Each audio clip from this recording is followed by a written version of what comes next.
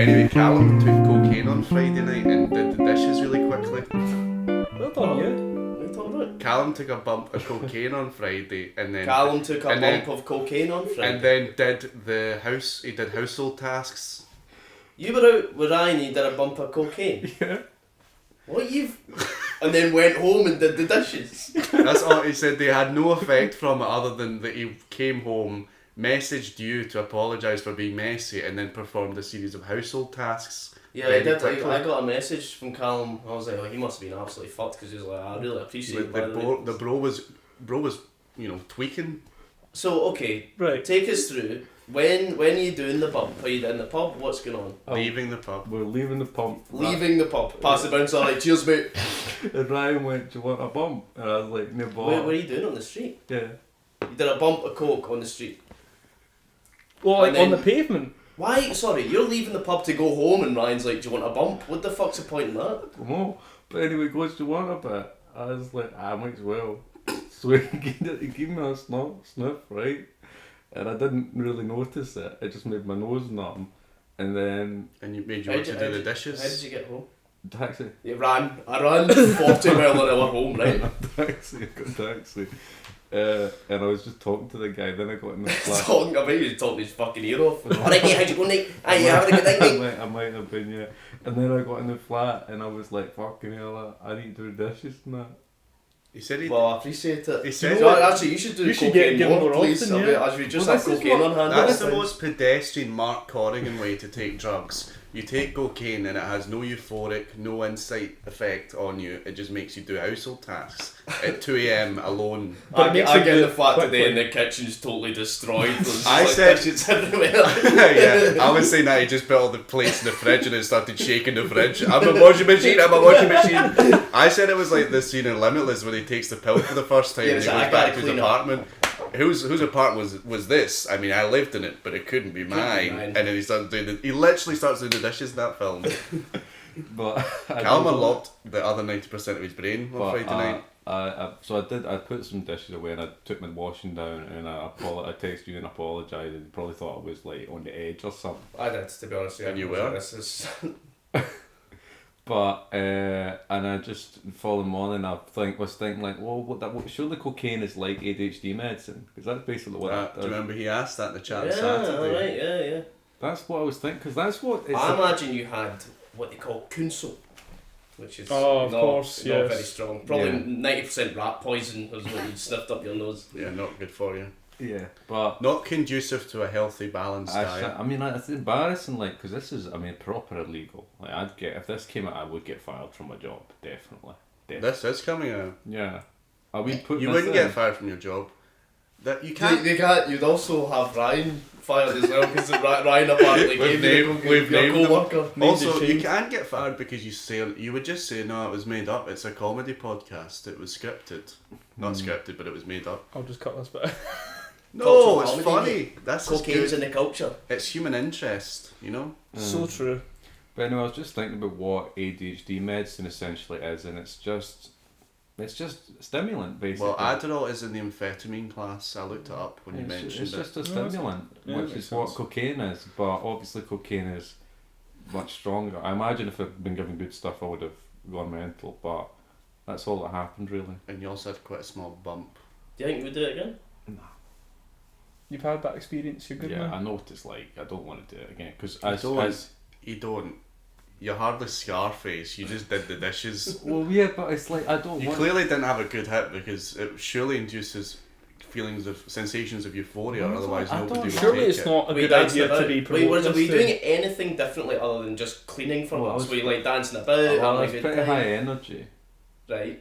That's really it. Did you go to bed afterwards and manage to sleep? No, I stayed up quite a long time. What were you doing? Just sit watching the telly? I don't even think I was watching the telly. Just sitting. I don't know what I was doing. I think it was probably... Going up to the guy up the stairs like, Morning, let's have a fight! No, I don't really know what I did, to be honest. Don't really remember. But I was You up. blacked out. That's You were concerning. high on cocaine and you blacked No, I out. didn't black out. I just was not doing much. That was the same night that prostitute was found dead outside your flat, Listen, wasn't I it? don't do that. I don't want to hear him. Don't do that. Don't remind me. Don't mention Don't her. remind me. I know that one of the guys She tripped on a banana peel and split her head open. I know. And a knife fell in her chest. So it was me, Ryan. She died of a heart attack at the same time. It's well documented. It was me, Ryan, this other guy who I won't name from what I'm going to say now. Junkie Robert. No, it wasn't Robert. But Cocaine Callum. yeah, I suppose. I mean, Amphetamine Arnold. Who was it? right. Anyway, so this guy I worked with as well, right? And he was going to so he says, "Oh, I need to go, boys. Have a good night." So he left me, Ryan, and Ryan's like girlfriend, I think, or whatever she is, right? So we just sit talking. Whatever she is. I don't know. They're not a couple. I don't think. Anyway, so What, he's like mail order bride or something? No. She's like, she works in the pub that we were at, and then she said, "Oh, hi, Ryan." Touched his arm and all this, right? And they went home together later. Anyway, so this guy says, "Oh yeah, I've got some women going to a hotel room." I was like, "Oh, right, aye." Women going to a hotel room. He's hired women for a hotel. I don't think they were prostitutes, right? Because he goes, "Oh no, that's my ex." So me, my ex, and her mate, and my mate are all going to have a four up. You know what I mean? A 4-up. A 4G. Yeah, they were going to have like a well, he called it a 3-ball, but surely it's a 4-ball if there's 4 in hand. Yeah. Is he from Ayr? No. Because the ball is not linear term. Is it? 3-ball, 2-ball. Well, no, that's what he called. He called it a 3-ball. Maybe he was inspired I by suppose maybe there's Surely others. a 2-ball is just sex at that point. Well, no, the Ayr terminology is like it's Surely just scat. it's just groups of people. Yeah. So it's like like me and the 3-ball was like me and my 3 friends. No, I think it means like it is specifically sexual. It means like when Ryan was saying it meant like a threes up, you know, essentially. Maybe one of them was missing a ball. Well, two of them would be missing balls because they were women. Anyway, so he went away and had his filthy way, I imagine. Had his filthy way. Were you in Glasgow for this? Mm-hmm. And when did the night break up? He went away at about maybe 11, and then me, Ryan, and this woman, Whatever she is. his lady friend, his love, stayed till close. His ami de coeur. Yeah, and then I had a bump, and then went home. Brilliant. Why? Just I a don't- normal day What in the life inspired, of what Callum. inspired you to think? What inspired you to think? Yeah, you know what? Tonight's the night. Yeah, what I don't understand is why would you have a bump going home? Surely that's Yeah. when you're out. You would do that. Well, I don't really know the etiquette. I just thought, oh, I might as well have a go. Like a sort of aperitif. You had cocaine. Yeah. Aperitif of the night. and then I was thinking, just I don't know, it was an alright night, you know. You think they're arseholes essentially, people at my work, but No, you think that. Well, yeah, you think that, and I also, based off of He the couldn't stories you curse. tell me, some of them, yeah. but But I think actually that when you sort of talk to them and kind of When you you're on- do cocaine around Yeah, them. No, when no, you're on actually cocaine, really they become guys. really No. interesting. they're kind of this, like, for instance, like Rob. Well, I've said named him already, but Robert will say stuff He that's didn't like, name him. no, he did. You called him Junkie Robert, big man. You said he wasn't there that night. No, he wasn't. But I'm just talking about him. He's like. I gave him his full name, Junkie Robert Esquire. Yeah, he's some of Robert, comma Junkie. Look him up in the phone book. some of the I'm stuff not he Junkie says Robert. really isn't nice, right? But some of the stuff He's an artist. Mhm. Yeah. Well, did I tell you he refused to go to uni because it was too? Refused Bourgeois. to go to uni. No, he got in. Who was forcing him to go to he uni? got into a film The course. man. He got into do a master's film course, right? Wasn't And that his whole goal? Yeah, and he refused to go because it was too LGBT focused, apparently. Right. Legend. Sorry, what the fuck does he expect? It's I film. don't know. At a university. Exactly. Because the course he did was social realism. Social realism was supposedly the course he was going to do, and I found he out was- that they use cameras to make something called gay porn. I was like, I'm not being involved with it. no, but he thought it was all going to be like kind of a wee man type of stuff, you know what I mean? I want to truly know how to use a camera and want to know all the techniques behind it so my nonce-hunting videos can have fantastic technical quality. Yeah, or it's all like, but Realism is my life. I don't acknowledge Yeah. other entities. That's true. Yeah, that's kind of what it is. Yeah. it's all about it's about real guys. He wants to make films about real guys in Greenock or whatever, or Clydebank, or this kind of All idea. that Ken Loach. It's been done to rubbish. death anyway. But yeah. So You that's, never know. That's You might an find a new exciting angle. Friday night. We missed out. Yeah. But yeah, it's alright. Went to that. Do you know that bit in the Merchant City where it's like a massive, Oh, the fruit market. big massive stupid like shopping centre full of pubs? It's Yeah. not. It's not. It's quite It's a not a nice, shop it's quite a nice centre. place. It's not a shopping centre. Well, I thought it was like a shopping centre, man. It was It's a weird. bit overpriced. It's like pure. Do you know the bit I mean? Yeah. Fruit market. Is that the fruit market? Yeah, the old fruit market. I don't The like. area outside, right? No, it's inside. It's a big massive. It is inside. Big massive shopping centre like thing. It's weird. Is that where the Metropolitan is? Yes. Yeah, okay, I know you are. I was confusing it for the other wee one, the Yeah. one that's outside. And there was a Scotland game on, so they were playing like not the Proclaimers, and like what's the one, the Bouncy or whatever, not the Bouncy. Oh, I like to boogie. Yeah, That's so stupid. I know. I hate that. Aye, but it was alright. I had a good time. Well, the only classy I've ever done is ecstasy. And did Is you- that even a classy? Well, it might Class be a class B, B. isn't it? Yeah. was I think it is a you had class you A. had a good time, what you said. I had a cracking time on ecstasy, yeah.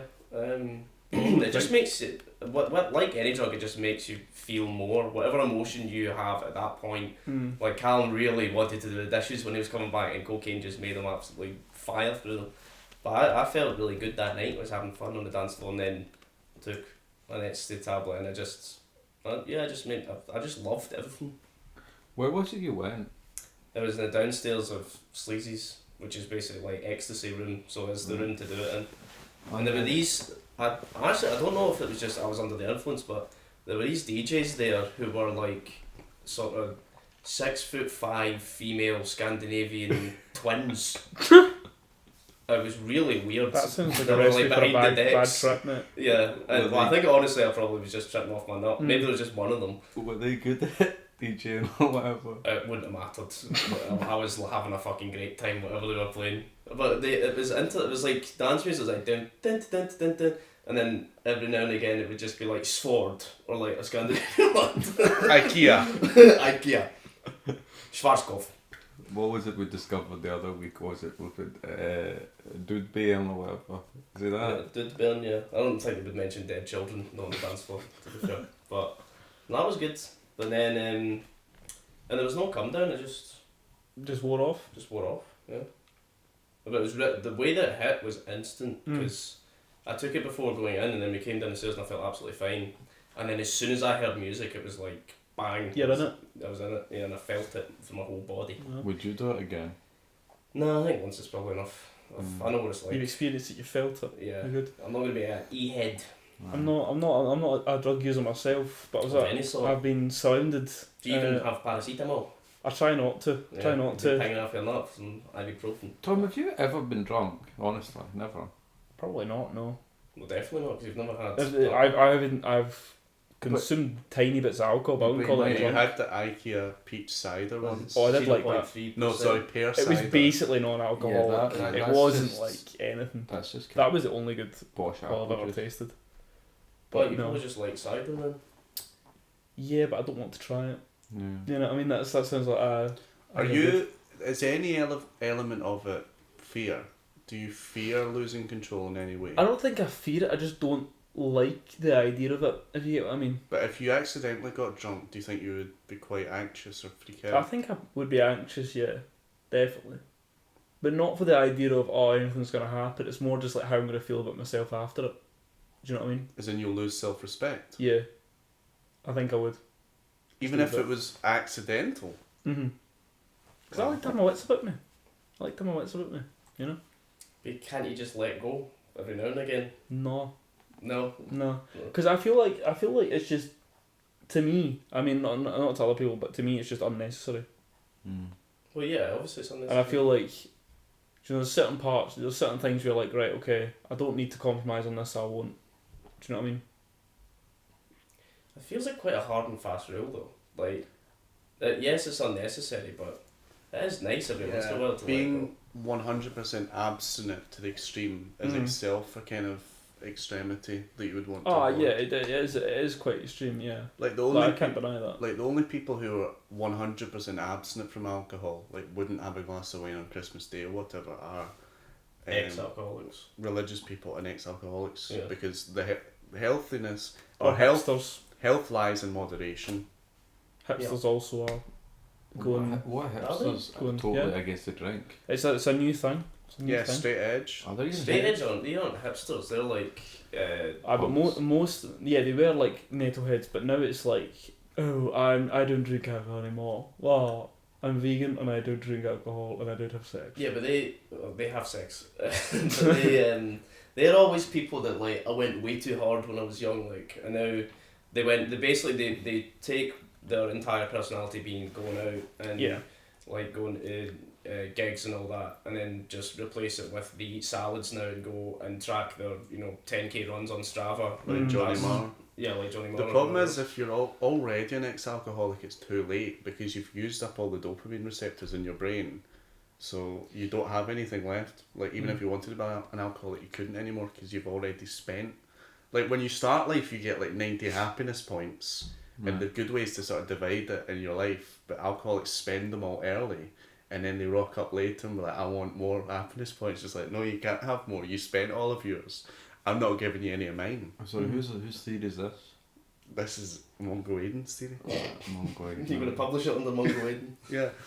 Well, Because happiness is finite. Happiness is a zero-sum game. Right. So it's like, I'm going to spend mine over the course. I'll make my happiness last until I'm retired. Does something have to happen for you to become happy? No, And then you use but the certain points? times. So I'm talking to you, right, Aye. and I'm really not enjoying it naturally. But Right. I've got maybe 0.5 happiness points to spend today due So to do you get due to to save that rationing. up? So I might spend it and just choose to enjoy listening to your utter drivel on a podcast. But then I might not. Well, but if see- I was an alcoholic, I would spend them all by drinking Yeah. alcohol. But why don't we imagine, Aidan, that we're pals, right? And you are enjoying That's this. too far fetched. Right, we're enjoying this. I don't like hypotheticals. You're enjoying this conversation. Surely, Right.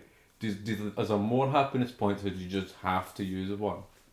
Are you forced to use one? No, because there's no situation in which I would enjoy anything. Oh, Like if I'm having sex with my wife, I'm like, this is disgusting. This is like infantile. Yeah, this is just the putting the base. pee She is my young boy. Right, bang out of order. First of all, you're taking away my happiness points right now, bro. Okay, we have to I'm gonna work. play park. I'm going to spend 0.5 happiness points right now. Right, that's not on. But I'm gonna have to word with you after this podcast. No, what we're talking about. I'm having sex with my wife. I'm naturally this is disgusting. This is like what monkeys do, right? Yeah. But I thought you were going to say because she's a woman, right? This is Okay. what Mungos do, this is what monkeys do.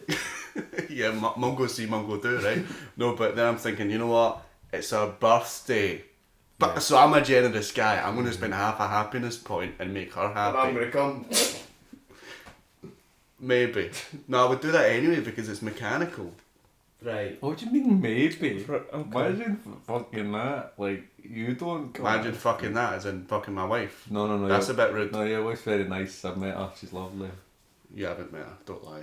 No, I met her. No, you didn't. I did, mate. No, you didn't. I did, mate. It's all fucking Bumble, mate. That's where I met your wife. If you spent a few happiness points in my pants that day, man. Too right. No, not too right. You didn't. That's disgusting. That's my wife you're talking about. That's a compliment. If No. anything. No. Is that my compliment? Here, Ash, I fucking I wiped need to off go your home.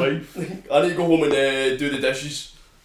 Right now. That's in Curb Your Enthusiasm where Larry's friend is like, oh, I was wanking last night. You know who popped up? Your wife. Isn't that crazy? He's like, oh, don't tell me about it. Just Gerald popped up. Is that the one where, is it, the black guy, what's his name again? Leon. Leon, he, like, yeah. He comes in his like good cotton sheet. No, Jeff comes in Larry's sheets. And then Cheryl, his wife, is like, you're a sick animal, you don't wank in other people's houses. And he's like, what am I supposed to do? I was horny or whatever. And he's like, you're not allowed in our house anymore because you wanked in the guest room. Where them all? So who was it? Jeff, the manager. Right. Have you ever had a wank in someone else's house? We're discussing this on the pod, are we now? Yeah. I thought you didn't like Volta. Say no. Say no, because if it's anyone's house, it's probably mine. I'd probably Say would. no. Yeah. Why would we have had Listen, Right, that's a yes. That is a yes. I can't say to yes or no whether I've had a wank in Tom's old house. I can't say it. Really? Well, I don't like that. I know, right? Yeah. I know something about you. Wow, I can't. That seems unlikely, but I'm not going to say what it is. Oh, aye, that's true. Aye. Yeah.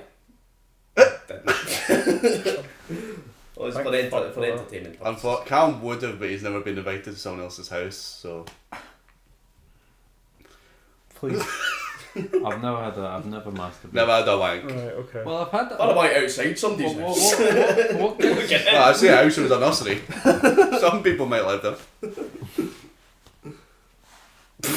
Are you really? I mean, what is there to think of? Really? I'm thinking of. He said last night, right? I'm not going to say what it was, but last night we were talking. This is exactly what he said. I'm not going to say what he said, right? But verbatim, this is what he said. No, last night we were talking about secrets, right? You can see he's getting nervous now. I'm not going to say anything. No. You think no? I don't. No. We're not talking about that. Oh, can we at least talk about it and cut it out? Because I want to know. He basically said last night. No. He said. I didn't say. I'm not going to say. They won't know, right? They won't know. Last night he said, I don't have any secrets, right? And I said, well, why don't you tell Ali about this secret you told me that I thought was embarrassing? And then he was like, I told you about that. Oh my god. And I said, yeah, the one that's about X, right? Like the general, vein of the activity. And then he said, I told you about that. Oh my, I guess I really don't have secrets. And I went, yeah, remember you told us that time? And he went, oh right, yeah, that. And then he told Ali what it was. I was like, wait, so not only that isn't the secret, there's something even greater than the secret he told me. Dig a little deeper. No, it is less embarrassing, but I wouldn't talk about it. So you do have secrets? Not even on a podcast that will be listened to by millions. By 1 million, yeah.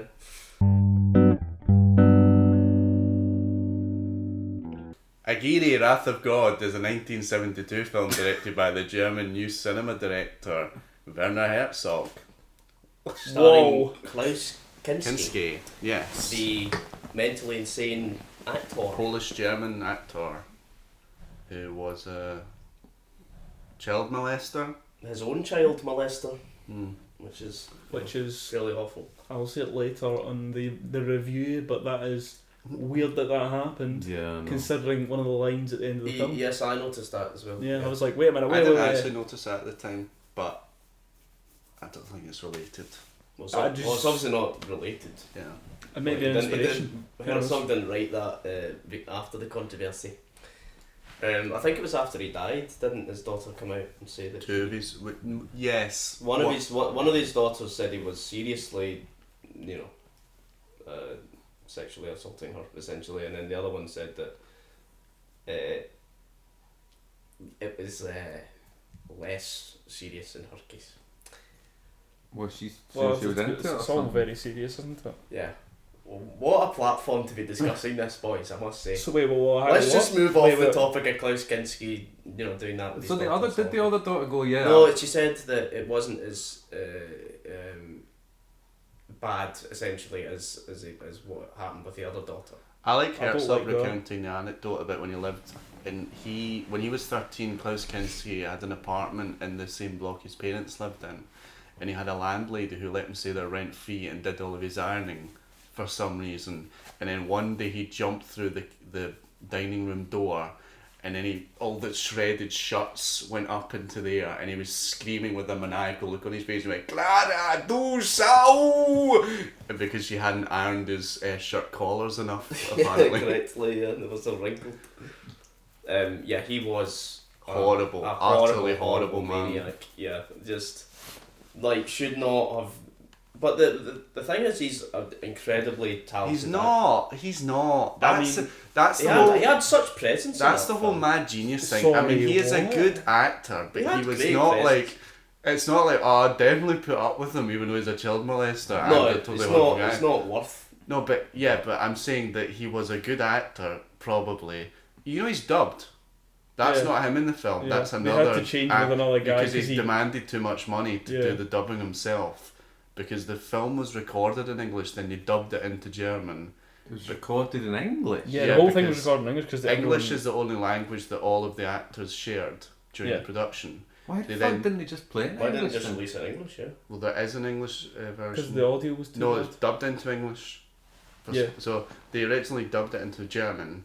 He had demanded too much money to do the dubbing himself, despite the fact that a third of the film's budget went towards his payment. And there was another actor who dubbed him.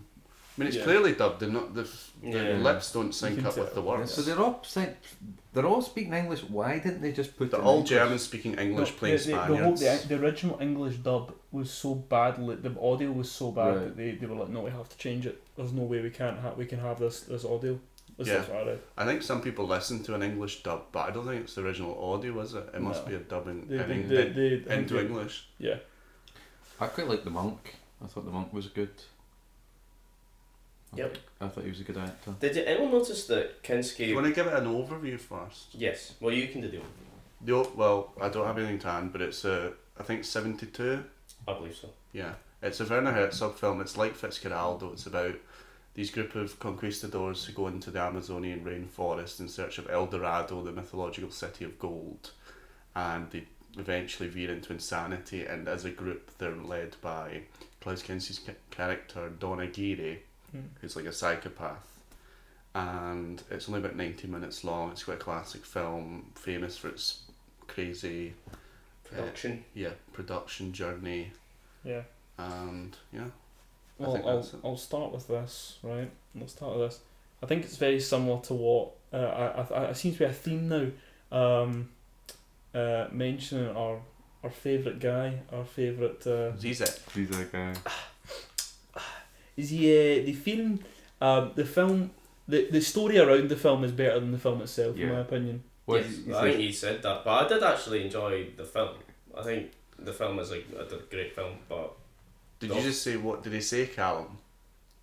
Talking about Zizek? Because I think the hand, if I remember correctly, what he said was, yes, there is a Werner Herzog film, Fitzcarraldo. I don't like it, it's a pretentious fake. No, it's Aguirre, not Wrath of God, it's much better. So he likes Aguirre, but he thought Fitzcarraldo was a pretentious fake. or whatever. Fitzcarraldo's a pretentious fake. Aguirre, Wrath of God, is really much better, because it's doing the same thing, basically. But there is a film about the making of Fitzcarraldo called Burden of Dreams. It's much better than the actual film. Well, exactly. That's what I feel this film is basically. I It's think similar vibes. I think it was fantastic. I'm not gonna lie, I think it was a fantastic film. I really enjoyed it. I don't think it was. I expected it to be. I read some Letterboxd review that said, "Oh, the first 10 minutes are just them going up a mountain. Beautiful, maybe, but quite tedious." I didn't think it was tedious. It was only 90 minutes. There was an interesting plot. They had the external threat of the Indians there at all times who were shooting arrows at them but couldn't be seen. There were people going missing. They were led by this guy, Don Aguirre, who's Klaus Kinski, but he's not actually like a raving madman. In fact, I read a review which was quite interesting that said, out of all the people who go on the journey to El Dorado, he's the most sane, because they all actually go insane by the end. Yeah. He doesn't hallucinate. He knew from the start it was a crazy dream, and that they were all going to suffer greatly. And he was the only person who actually understood that, so he didn't go crazy at the end when that eventually happened. yeah, I read that the reason that he's is quite controlled in his madness is that Herzog would film Kinski just going mental for ages and ages and ages and ages, and just letting him tire himself out essentially. And then the shots that we see are just after he's done that, when he's coming down from like the adrenaline rush before, and then told to act out the scene again, and that's why he's so like pensive and quite controlled when we're like in the film that we're watching, or the takes that we're watching. Why on earth did Herzog like him so much? Because he's a good actor.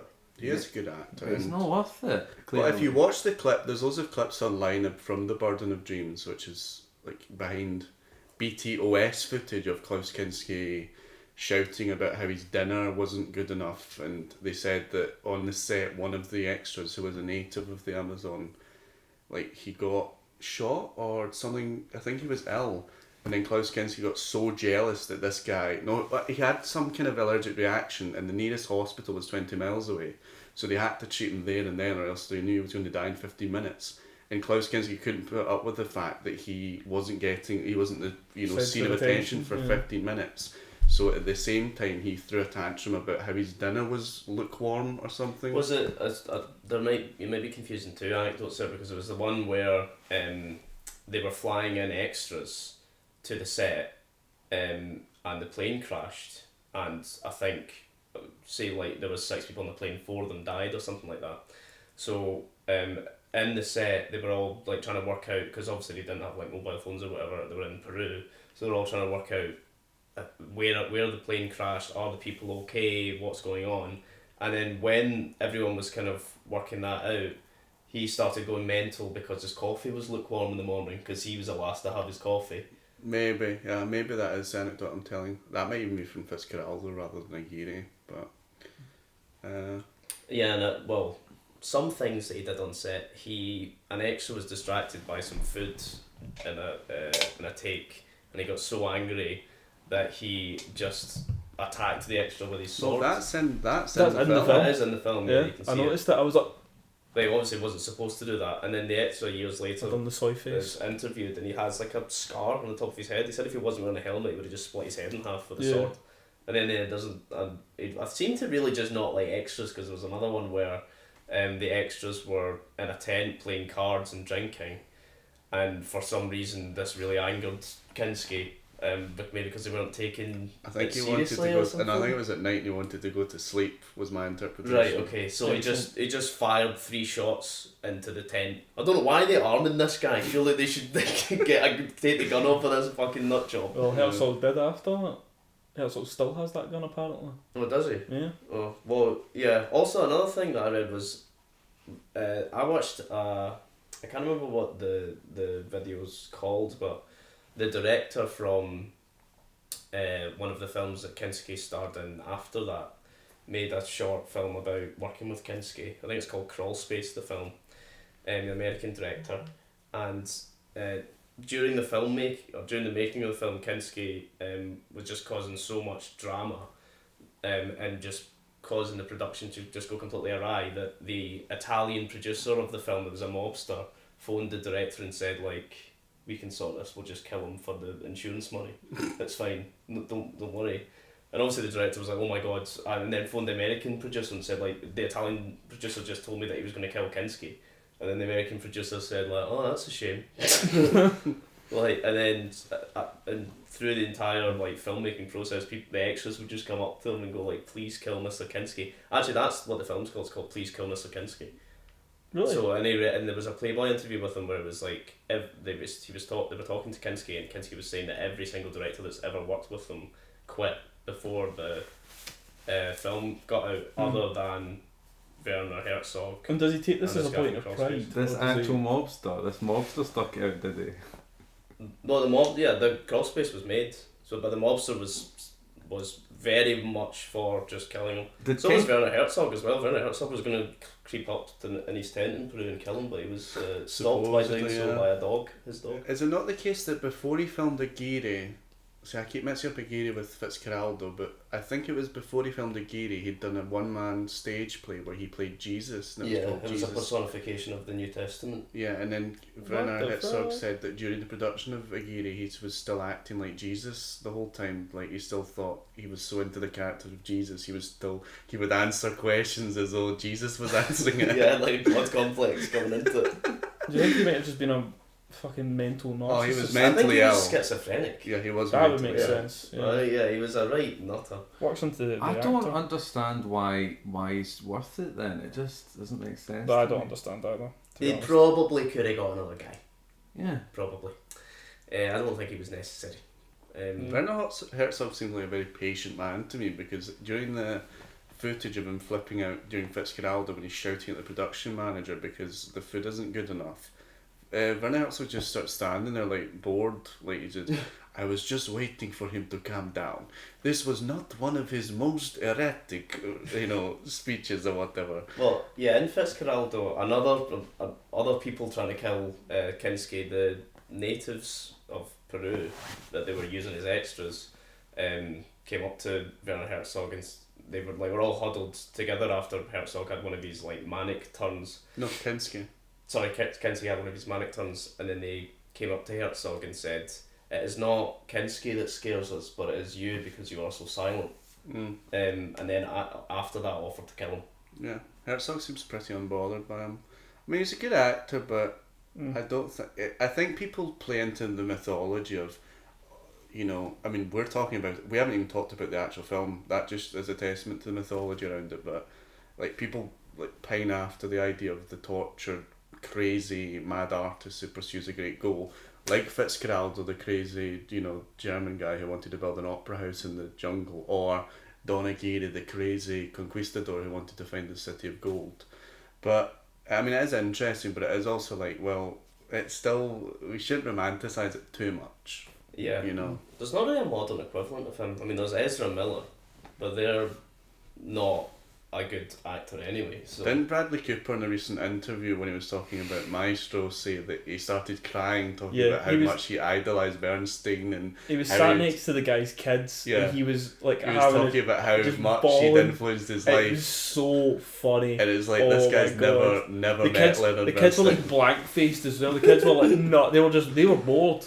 Right? They seemed bored, or like they weren't feeling it right at all. And he was like, I just feel like I was in touch with him. I just feel like if only I could have spoken to him. I just feel like we're kindred spirits. And Didn't he say that he was so glad he never had to act one day of the production of Maestro, because each day he asked Leonard Bernstein to possess his soul, so he wasn't really acting, he was actually possessed by Leonard Bernstein. Honestly, making the film. Which was this? Who said this? Bradley Cooper. He was the same guy though that was like, and he didn't get any awards. I don't love my kid. Did you see that interview? He doesn't love his kid and he shares with his kid. What's going on, Brad? Really strange. What are you doing with the kid? Really strange. What's the kid for? What? So he doesn't Usually with some sort he doesn't love his kid. When did he say he didn't love his kid? It was in an interview. He said that he struggled in the first few years of having a kid. I didn't love the kid. It's like, he said, I think what he said is like, would I die for this kid? Probably not. I think that's like acting is all about, I've said this before, but I don't believe acting is so much about technique, but to become a great actor you have to have some ineffable natural charisma that translates to the screen. It translates to the screen, and because of that, actors are just like dumb people who have this gift that nobody can really discern, and because they're reading someone else's words and they know deep down that they're not really the geniuses that make it work. They're just the bodies who kind of use their ineffable magic. They are the puppets. I mean, Hitchcock said that like actors were just basically meat carcasses that you had to push around to get you to fulfill your vision. Then what's name does he deal with Kinski then? No, but because of that, actors always have like these crazy, like sensational personal lives to sort of like make up for the fact that they are not the creators themselves. Almost, they just have this ineffable touch of magic about them. The Boys Gone Wild touched on this, but Bradley Cooper is just so funny generally. Did you see his theatre production of The Elephant Man? No. Where instead of having any prosthetics or anything, he just squint his face like that and sort of held his arm a wee bit funny and talked like that. And then obviously when he was playing Leonard Bernstein... ableist? Is that... Well, a wee bit, possibly. And then when he was playing Leonard Bernstein, he went totally the other direction and just had this massive, like, nose. Anti-Semitic prospect nose. Anyway, back to Aguirre Wrath of God. Sorry, I have to open my can. I thought that Kinski... Did you notice that throughout the entire film, he was kind of swinging and leaning? Yeah, he had this sort of limpish even when he wasn't on the boat, or the... yeah, I thought that was weird. I was like, why? Is he supposed to be disabled in the film? He looked like he had like one gammy leg. Yeah, he looked like he had a wee lump, didn't he? Yeah. It was odd. I think he's always a bit like that. I think that's just a bit kind of hunchback. I think that's just a kind of theatrical demonstration of his madness. He always looked slightly drunk, like he was walking slightly drunk. Yeah, he's like Richard III. I think he'd play a good Richard III. Would you like me to read my Letterboxd review? Yes. So, I left this today, so you've probably all, read it already because you basically religiously follow my Letterboxd account like the thousands of fans I have. I'll let you read it though, because I probably could say it from memory. From memory, yeah. You learned it by rote. Yeah. I said, an anti-colonialist, brackets, question mark. So like, am I questioning that? But I'll say it again. An anti-colonialist film portraying the degradation of insanity, filmed on location, where native extras were abused by a clinically insane German actor. A beautiful, self-involved little contribution to the world of mythology. 4 stars. Oh, so we've got the star reveal. I would give it 4 stars. I think, I mean, it wasn't as good as Rear Window, which we previously reviewed. But I'm giving it the same star rating that I gave Dune Part 2. I really enjoyed it. It wasn't personally something that I would love. It would be one of my favourite films, but I thought it was very well made, very interesting. And I think it is interesting how the film portrays these colonialists going into the jungle and then becoming mad. And for that film, they had a German film crew go into the jungle and then unleash some clinically insane Polish-German actor on natives whom he abused. See, if I was the country of Peru, I'd reject him at the border, be like, no, you're not coming in, because they filmed every film that Herzog and Kinski collaborated in Peru just had an entirely raw production where he was mental and just upset basically everybody on set. It was a very good film, I would say. I haven't watched any other Herzog film. I'm a bit less generous in my description. Well, my one note that's actually like a filmy note is excellent choice to set it among the explorers of the 1500s, as it feels really like we are following a Spanish settlers in South America at the forefront. A lot of large budget Hollywood movies that are set in, say, ancient Rome or Greece, such as Gladiator, have the money to replicate what these ancient civilizations would have looked like, maybe, but they never really feel very authentic. Whereas I mean, there's no other way in which that could have happened, if you know what I mean. You could argue, like, oh, this isn't actually what ancient Rome looked like or ancient Greece looked like in these films, where that felt just completely true to what the experience it would have been like, because they are actually filming it in Peru. They're trudging through the forest. There's like, it's not a modern place at all. It probably would be exactly the same as it was in the 1500s. So yeah, it's timeless. The jungle, the deep depths of the jungle are timeless. I think, to be honest, the opposite. I think... Are you being honest? Yeah. See, I think you could just say that looks like a German film crew trudging through a forest in Peru. But the point is, it would be exactly the same as what that would have been like in the 1500s. The journey Herzog and his production crew took into the Amazon in a way replicated the journey that the conquistadors would have done. So the film, as a chronicle of that journey, is a good pictorial representation of what we can imagine it was like for the 1500s Spaniards who went to the same location. I also gave it 4 stars. 4? Yeah. You said 3.5 to 4 for me. Yeah, but I've thought about it, and I'm putting I'd say it was a solid 4. I think it was a very good film.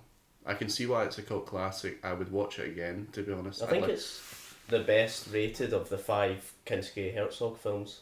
Really? Better than Fitzcarraldo? Better rated than Fitzcarraldo. I think maybe Nosferatu could have beaten it, but Nosferatu would be the only one that could have. Anyway, Tom, what did you think? Well, yeah, I thought I'll mention this, the pamphlet guy. That was just a junkie they found. And that makes so much sense to the film. What do you mean a junkie? It was just a drug addict that they found that could pay the pamphlet. He could have been on Did they find him in Germany or like Peru? it was noted that he was hard to actually corral into doing anything because he was just off his nut most of the time. So it's just this wee pamphlet guy.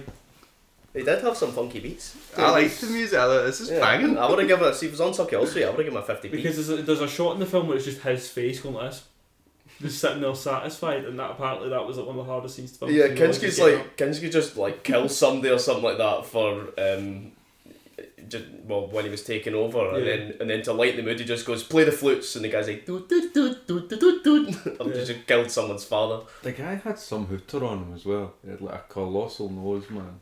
He did. Maybe that aided his pipe playing. Possible. Playing 3 notes at once, man, something like that. Definitely over the course of the film, I'll be honest, I started the film and in the first 10 minutes I was like, this is so fucking boring, holy fuck. Did you not like the scenery? I did, and I like the costumes, and I agree with your sort of point where it is probably accurate to how it would have been, and I think when looking back on it, I think the sort of start of the film is supposed to sort of mirror the drudgery that they were actually feeling, because you're put into this sort of like, fucking hell, we're still going through jungle, right? Okay, because that is how they would have felt. But even so, it's like, it's the start of a movie. You're meant to sort of get my attention, and you're losing my attention. I'm looking on my phone. I could be looking on TikTok right now if I was any more brain rotted. Could be looking at Charlie D'Amelio doing a wee TikTok dance. Exactly, I could be watching the Renegade dance on TikTok instead of Renegade.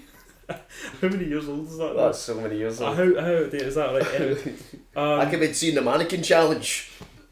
What's that one? That's what the Renegade song was used for. Right. Flash mob. What's the Renegade song? Renegade. I like the Gangnam Style trend. That was my favourite. I love that on TikTok. I enjoyed the anteater moment. The moment where he brought the woman the answer. That was lovely. I was a sloth because he said like this animal sleeps all day. It's not day. a sloth though. I think it's an anteater. It's a mini anteater. I said the animal sleeps all day. Yeah, but it wasn't a sloth, but yeah, it wasn't a sloth. It looked like an I anteater. thought it was a sloth. No, it's a wee furry anteater. It was very cute. I enjoyed it. I was like, oh, that's amazing. Is that the daughter He gives it to his daughter. No, in the that's film. not his actual daughter. I looked No. the actress who plays his daughter in that film. I looked her up because I was just going through the cast list on Letterboxd. I think that's the only film she ever acted in. So I don't think she was a professional actress. And they flew out to Peru. I don't know what her connection must be to the production crew, but she has no other credits on Letterboxd other than Aguirre. No, her name's Claudia Riviera, I think, but I don't know. The woman who played the wife of Don, the guy who gets, spoiler alert, shot, she's a Mexican TV actress. She died last month. She died February 2024. She was one of Mexico's foremost soap opera stars. Yeah. R.I.P. I think she's called Rojo, something Rojo. And well, she's Spanish as well. She's Mexican, so she speaks English. That's one of the reasons they were speaking English, I presume. Yeah. Go on, Tom. Yeah, no, the whole film, it does live up to the sort of Herzog stereotype of the sort of... We delve into madness. Yeah, we delve into madness. Any humour that is found is dark humour. It's sort of this idea of the humour is dread. It was very much a case of, if I was to picture a Herzog film, this is it. This is the Herzog experience. I didn't have any preconceptions like that because I've never watched a Herzog film. The only Herzog experience I have are when he was in The Mandalorian as an actor, and also the clip of him talking about being held hostage by some 14-year-old stoners in the Congo. I only recently found out he was in The Mandalorian. Did he ever talk to Baby Yoda? He was out to get Baby Yoda. What? No way. Baby Yoda. You remember the red carpet was like, I want to see the baby. When they offered me the script, I thought, I want to see the baby. Because it is really a fantastic Baby Yoda. I was listening to an interview with him. It was Conan that was interviewing him. And he was talking about how he actually loves American trash television. He was like, I have a particular liking for Honey Boo Boo Child. I thought it's great. It shows the fall of the American dream in the flyover states. Particularly interested in the go-go juice that the go-go child drinks. It's quite funny. He's very, you can never tell if he's actually joking or not. Yeah. Yeah, some live notes I'll note here. Funny gun moment. I assume that's when something happens with a gun. You don't even know what that is. Great for the podcast, that my time feels wasted. 2 minutes in. Some of the dubbing is laughably bad. The tribesmen on the river, for example, that was especially. Is that bad. when they're speaking the indigenous language with the people in the canoe? And they double over and it's like, we are tribesmen, we are bad. No, it's like your people of the sun, sort of that scene. Oh, that scene. Yeah. That made me laugh. That was unintentionally funny. Where he goes, they say, "This does he know that this book contains the word of God? Give it to him." And then the indigenous native picks up the book and puts it to his ear and he says, "He's not saying it." And he's like, "Kill him for this blasphemy!" And then he just shoots him. Yeah. And then the priest goes, "It is so hard to convert these natives." It's like, maybe don't shoot them. That was what I mean about the sort of dark humour of the Herzog. That was good. I thought the corn counting scene compared to the first dinner was really effective. It can be just the That absurdity of it all. fat emperor, man, I wanted to kill him. I would have killed him on that boat. Yeah. Gluttonous freak. That was just like, that's just so absurdly perfect for this film. Can you eat raw corn like that? Yeah. Yeah. Wouldn't be very nice. No, probably couldn't have been the nicest thing, but hey, There was how many? About 10, 12 of them, and they were counting 40 grains, and the emperor was having like a lovely fish dinner, fish and chips, Salmon and potato dauphinoise. I've got sword in the shitter foreshadowing question mark. Whatever that means. Is that when? It's when he sticks his sword. Aguirre sticks his sword in the. How did he actually die? By the way, do we know? He didn't. The emperor. Oh, the emperor. Obviously somebody killed him. No, Yeah, he's talking about when he goes to the lavatory on the raft and he puts his sword between the rafters. Exactly. And then he's later found to be dead. But I don't think it's I mean, it's kind of implied that one of them might have killed him, but I think it's left open that he might have died. I wasn't sure. I was causes. like, how the fuck did he die? Because it was something. I don't think it's explicitly said. I think as you say, I think it is implied that obviously people are getting sick of him just taking the piss with power, and killed him. Yeah. I've got monkey moment in all capitals. Big fan of the many monkeys. They were definitely a symbol of how silly it all was, and how all he had left now are diminutive apes to command. There's definitely value in the film. I see that there is value, with a lot of this film. It's just but it's bargain value. It's as that smart price value. It's not my thing, I think. Do you know what I mean? I think it's not my kind of film. I can see the story about the dangers of delusion and obsession and all this kind of thing. It's clearly, I can see the sort of powerful storytelling behind it. Just not my kind of film, I don't think. Do you know? Yeah. It's just not my film. I liked you were talking earlier about the dangers of religious zealotry, I feel, and I feel that sort of goes into it's sort of like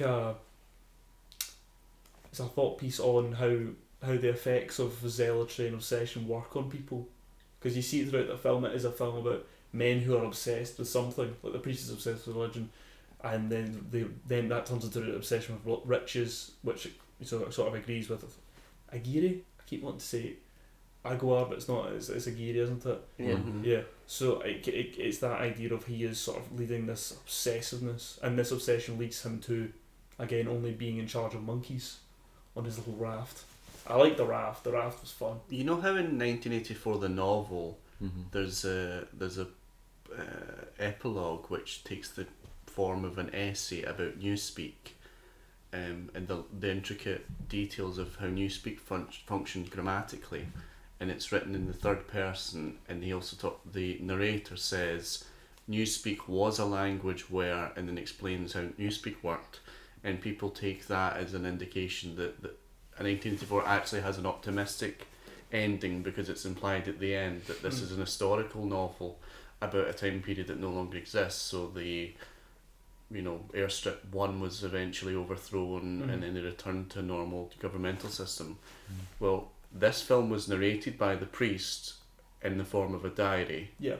His diary must have existed somehow within the narrative world in order to be read to create the book. So is it implied then that they did reach El Dorado, or that somebody found discovered the diary? You see the priest die though. Yeah, but that's the thing, is he runs out of ink, and then that's like the end of the film, basically. You see him die though. Yeah, but nothing changes after he dies. If you somebody must have found his diary. Yeah, because nothing changes in the film's narrative after he dies. Possibly. They don't find El Dorado, they're just all dead. And Yeah, but someone just found the diary, I would imagine. Yeah. I like the fact that it was like told through a diary. I quite liked that, to be honest. I thought it was a really cool Dear diary, we ran the boat, we're going on holiday. Yeah. The last note I had was, that was his daughter the whole time? 3 question marks. And he wants to do what? 3 question marks. Was that about Klaus Kinski or the Don Aguirre? Both. And that was 2 out of 5. Yeah, well, first anyone 2 out of 5? 2 out of 5. That's poor. Even if again, it wasn't my thing. I can see the value, and that's where it gets the 2 points from, but I just really didn't like it. Fair enough. But I see, that's so hard. I see why you would like it, but it's just not my thing.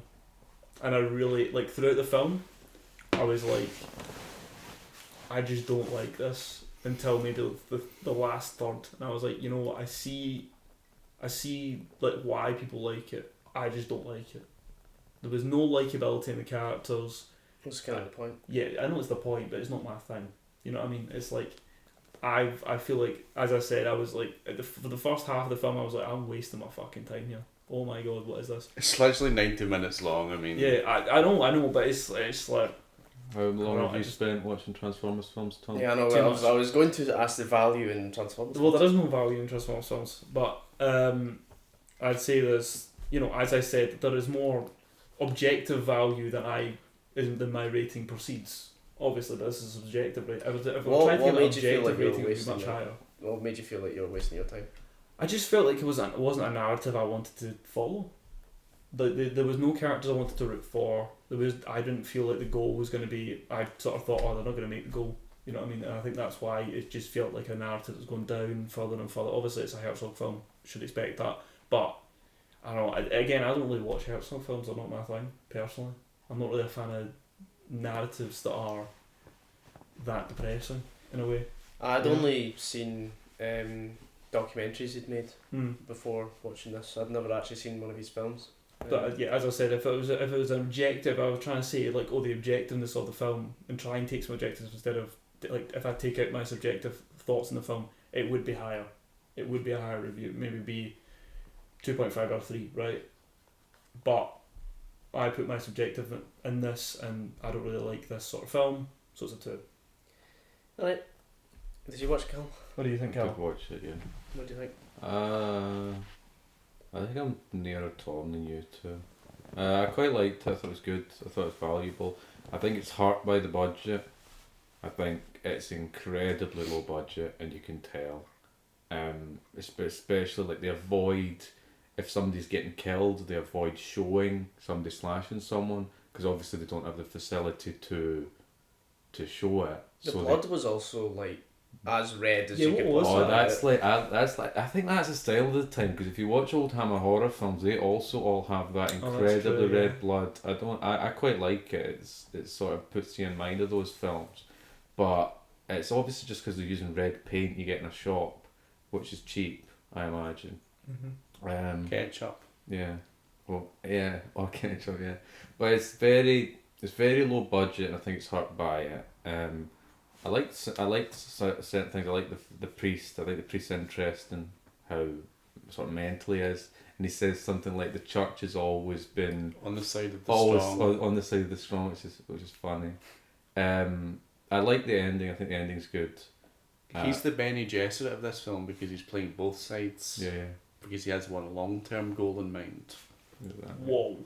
But I like the fact that at the end everyone else is utterly delusional. But the point is that Kinski's really the mad one, because he's not delusional, but he thinks he's going to do these things. He thinks he's going to take over South America and so on.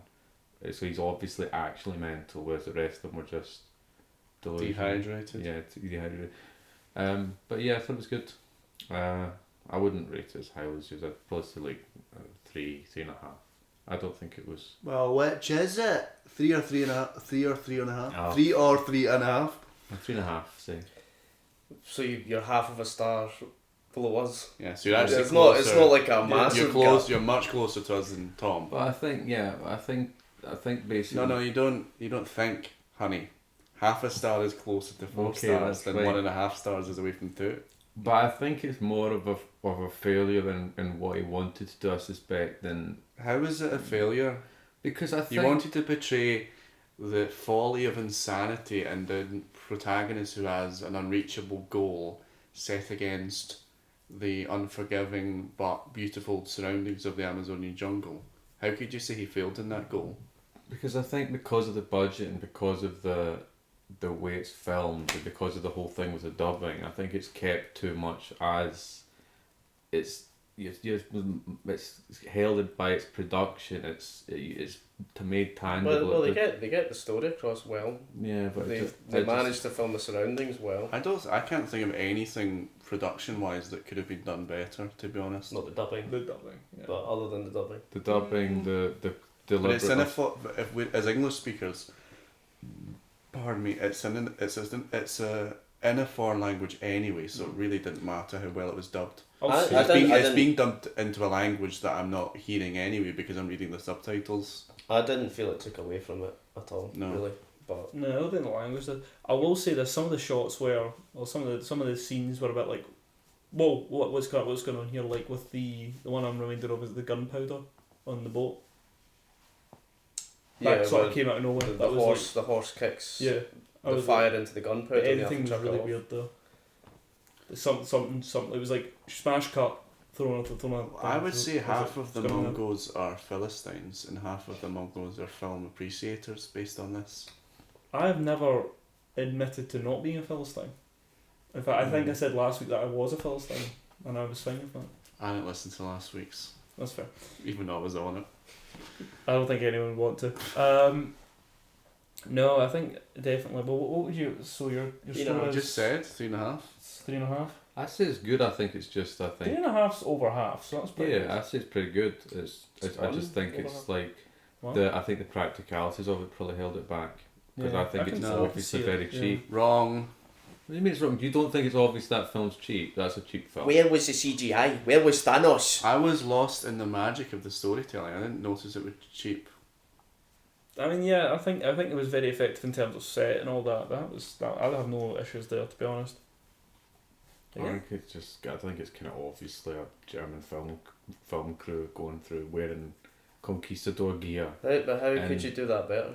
Well, I don't know. It's just that's the magic of film, but I think it's just obvious that's what it was in my mind. It never broke into being real. Well, I found it very real, as I said in my little review thingy. I found it more real than when you have these big budget films that are set in, say, ancient Greece, and they've got these massive sets. Yeah, and then what they do is like a film like Gladiator. I haven't actually seen Gladiator, but I imagine this is what they do. Gladiator? I've seen the clip that Oliver Reed sent from it because I was interested in Oliver Reed last week. Right. Anyway, no, Do you know that's CGI? He's deed in that. They had to refilm him at the end because he died mid-production.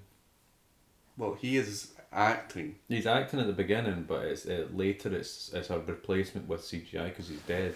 What I was going to say is that when in British filmmaking they do classical films like Anthony Cleopatra, Julius Caesar or whatever, what they do is it's geographically set in Italy or classical Rome, but psychologically it's still set in England because all of the slaves have Cockney accents and all of the senators will have like RP accents.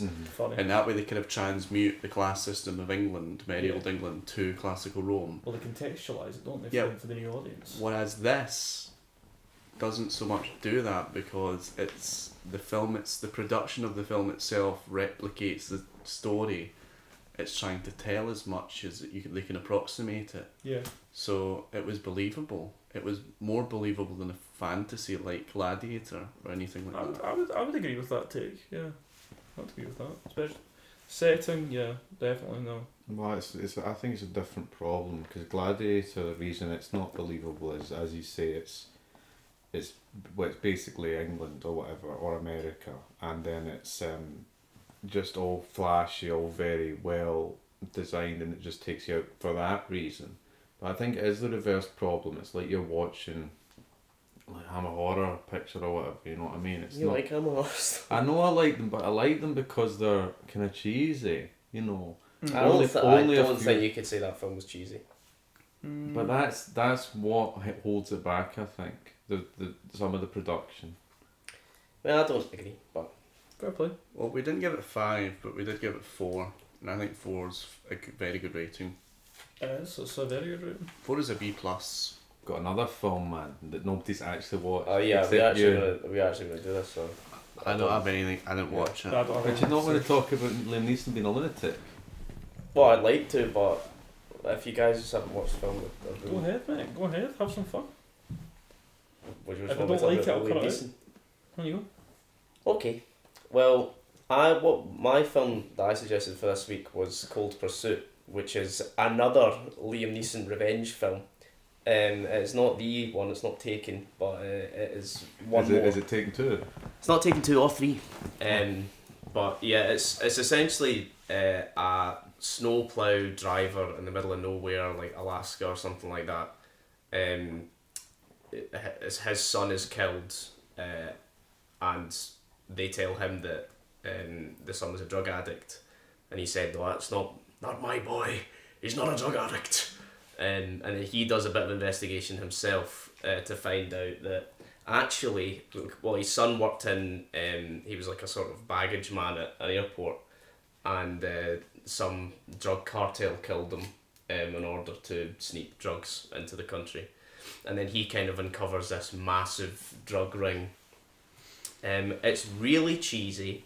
For example, all of the bad guys, because like with any of these films, he goes to one person, he goes like, "Do you know who killed my son?" And then the guy goes, "Ah, yeah, it was Libbo." And then he goes to Libbo and he goes, "Do you know who killed my son?" And he goes, "Yeah, you got to talk to, Bobo."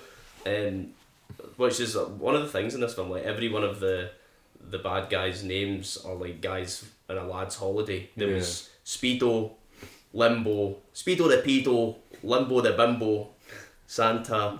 It was people like, it was Santa the Ranta. Santa the Ranta. So Speedo, Limbo, Santa. The Santa with a banta. Santa with a banta Santa. Yeah. And so he climbs up and up the ladder until eventually he gets to the last guy, and then kills the last guy basically. Spoiler alert. Who's the top guy is like this alpha male like fitness guy who's trying to like basically Andrew Tate who's primals, let's go. He's like that who's trying to like he stops his kid from eating any sweets and stuff like, and is like training him to fight, and the kid's like 5 and then in order to get to him, Liam Neeson kidnaps the kid, but obviously they can't have Liam Neeson, the good guy, kidnapping a kid because that would be wrong and bad. So when he kidnaps the kid just weirdly like immediately falls in love with him. Like he kidnaps the kid and the kid's like, "You're not my dad, where are we going?" And he's like, "Shut up son, it's okay, we're going to my house, I'm not gonna hurt you." And he's like, "Yeah, I know you're not gonna hurt me, you're a good guy, you're not my dad." And then they go to the house, and then honestly he tucks the kid into bed and he's like, "It's alright son, I'll see you tomorrow, you're gonna be okay." And the guy's like, "Yeah, I know, but my dad normally gives me a bedtime story." And then Liam Neeson climbs into bed with the kid and reads it. The only thing he has to hand is the snowplow manual. So he's like, "The snowplow can, drive 400 tons of snow in 24 hours, or whatever, reading it. And then the kid turns to him, like, fluttered eyes and goes, what is it he says? You know the syndrome where you fall in love with your kidnapper? Stockholm. He goes, "Have you ever heard of Stockholm Syndrome?" No, he doesn't. To Liam Neeson. And Liam Neeson goes, "It's alright now, child, sleep." And then he sleeps in the bed with a kid. It's fucking bizarre. Because obviously they can't have him being a bastard that's abusing a kid. But the kid just was really weirdly like falling in love with him. It was really strange. I don't like that. Yeah, so anyway, it was a weird film, very sort of strange decisions they made. Like, for example, 2 of the henchmen, they just randomly made gay lovers. So like they would sneak away into the car and go like, "We're going to escape to Puerto Rico, we need to get out of this life," and then start snogging in the car. It was really weird. Did Liam Neeson kill both of them? No, the alpha male kills both of them. Aww. The alpha male guy. For being gay? Of course. Not for being gay. Well, actually, he kills one of the guys in front, because he's like the cheeky guy that's always been cheeky with him, and he's like, "This guy's definitely going to die." We are the cheeky girls. He was a cheeky boy. And then, through the entire film, he was like taking the piss out of the alpha male guy, and was like, "Right, this guy's obviously going to die at some point." And then he kills him in front of his lover, and then the lover has to obviously keep a firm face and not react, because if he did react, he'd know that he was gay. And then I think I can't remember. He also gets revenge. But anyway, the main reason I wanted to watch this film, I think, as we all know, oh my god, is this was the film that Liam Neeson was going on the press run when he said the bad thing. When what bad thing? When some fucking woman from Take a Break magazine or something like that asked him, "Have you ever experienced revenge, Liam?" And then instead of Liam saying... He went off on one. Yeah, instead of Liam saying like, "Oh, sometimes my wife takes too much of the covers, so I wake up in the morning and I douse her with water," or something like that, he then goes like, "When I was in Belfast, a good friend of mine was raped by a black man. And I travelled the streets with a cosh, searching for a black person, just to beat up in revenge." I'll always remember the wee guy. Legend. Like, oh my god. Yeah, at the when he finishes his rant, the like sort of pseudo journalist guy that was expecting like, you know, a tape up for the front cover of some shite magazine went, oh my god. And it was forgotten, like 2 weeks, he's back on his shite film. We didn't forget. He went on a press run after that, again, and I'm sure his publicist probably said, you know, you have to denounce yourself, basically. And he went on, I can't remember, it was a black women's TV show he went on. And he was essentially saying, I'm sure his publicist was sweating buckets behind the camera. And he was essentially saying, like, yeah, what I was saying was, I was racist in doing that, and revenge is a bad thing. We shouldn't be enacting revenge on anyone. I grew up in the Troubles, and that was all revenge, and I saw the massive, you know, the impact of that it had on revenge. people. But he just keeps doing it. They just keep putting him in front of interviewers, and he keeps on just saying the maddest shit. Like, and I don't know what. Yeah, but he also keeps pissing himself, so it's like he keeps I pissing forgot himself. about that. Yeah, he just There's pissed loads of pictures himself. of him just pissing himself mid With conversation. taking photos with fans just covered in piss. Just doused in piss. Is he an alcoholic? It must be an alcoholic. Is that known? It's happened multiple times. I don't want to as well. just assume he's an alcoholic because he's Irish, but it seems like from these Oh, photos no, he is no, an he alcoholic. did. Do you know what the weirdest thing is? Conan has a podcast that I listen to quite a lot, and he had Conan O'Brien, yeah. You listen to a Conan podcast? That's quite a character for you. Well, yeah, it's actually Okay, it's pretty fair good. And he went on Conan's podcast, and I was like, this guy's actually like really intelligent.